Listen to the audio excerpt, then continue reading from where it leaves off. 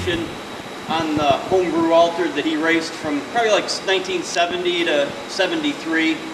And you know, all the guys here, Dave and Doug and I worked on the car itself really hard, getting it done and getting it ready, as well as Scott and Anthony and everybody else here that, you know, pitched in and covered for us while we were working on that to get it done in a short amount of time that it really did.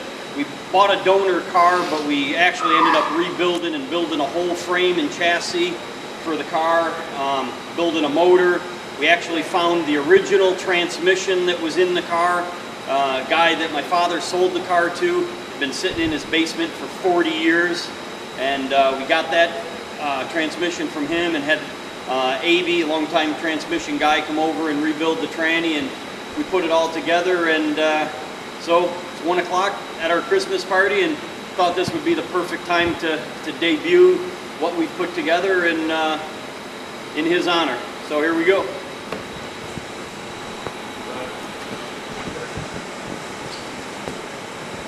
Wow! Woo!